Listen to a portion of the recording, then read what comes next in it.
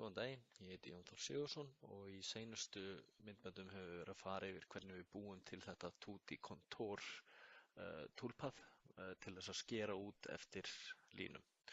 Og hérna sjáum við erum búin að búa til toolpathin til þess að skera út þetta módel, og til þess að geta séð hvernig hann mun hreyfa sig þá getum við hægri smellt hérna á Tutti Contour og fengið henn upp Simulate. Venjulega þá kannski kemur þetta svona upp, en við viljum fara inn í Simulate gluggann og velja stokk. Hökum við stokk og þá poppar upp svona efni. Það er að segja hvernig platan verður áður en við byrjum að skera í hana.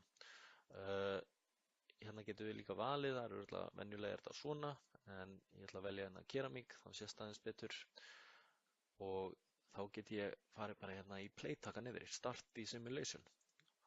Og þá sjáum við hvernig hann sker út alla línunar sem ég valdi í geometry.